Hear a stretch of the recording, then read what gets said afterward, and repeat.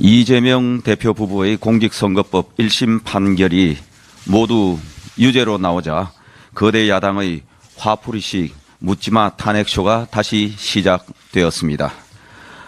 몇 번째 재방송인지 모르겠습니다.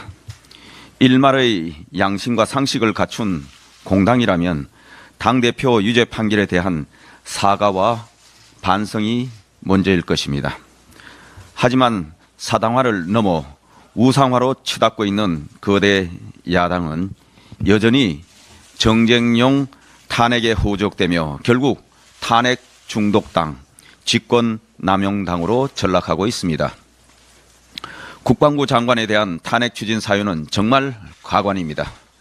김건희 여사 이슈를 덮기 위해 민간단체의 대북 전단 살포를 방치했다는 것을 탄핵 사유로 들고 나왔습니다.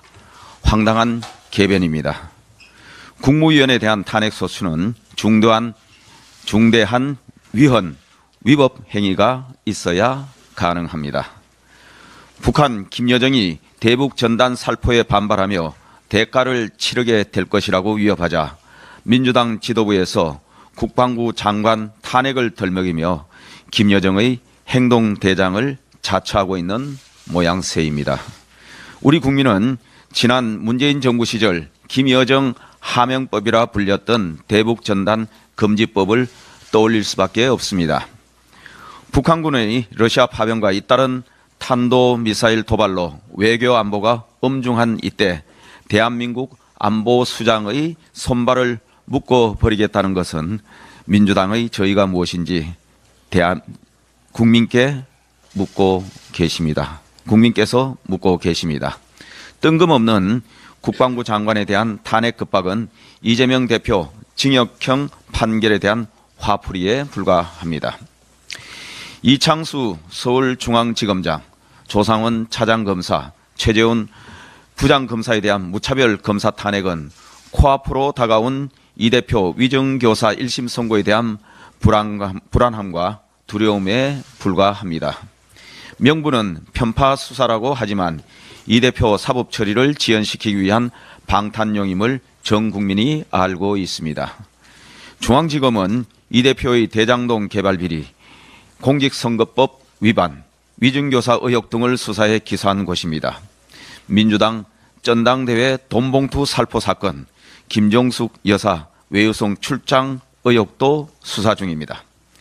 민주당의 저열한 의도대로 중앙지검장과 민주당 전당대회 돈봉투 살포 사건 수사 책임자에 대한 탄핵이 가결된다면 헌법재판소 결정이 나올 때까지 수사와 공소 유지에 차질이 생길 수밖에 없습니다.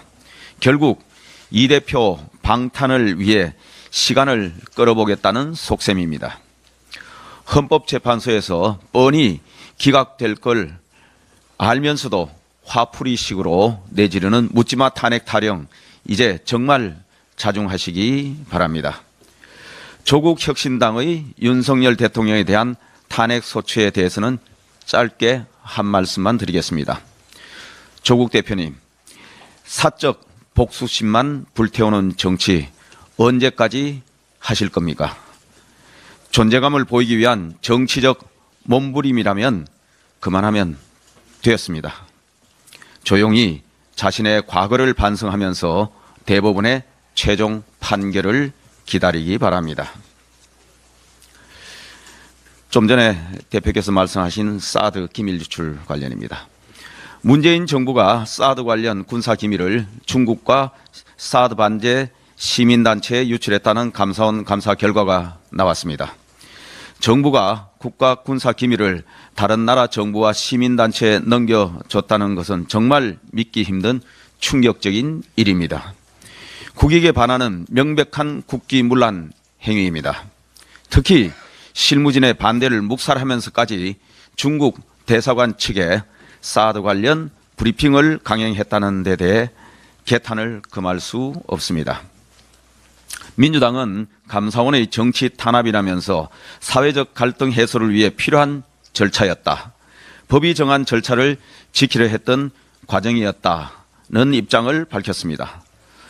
손바닥으로 하늘을 가리려는 논점 일탈이자 얄팍한 물타기입니다.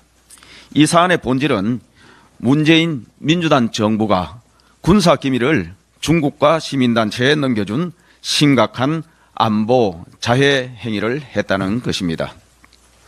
검찰은 신속히 수사를 진행해 진상을 밝히길 바라며 문재인 전 대통령과 민주당 이재명 대표는 책임 있는 해명을 내놓을 것을 촉구합니다. 이번 사태는 민주당 정부와 트럼프 1기 행정부 시절 한미동맹이 전례 없는 수준으로 악화된 원인이 어디에 있는지 명징하게 보여주고 있습니다. 윤석열 정부와 국민의힘은 트럼프 2기 시대에 미국과 신뢰의 기반을 둔 한미동맹을 더욱 강화해 나갈 것을 약속드립니다. 이상입니다.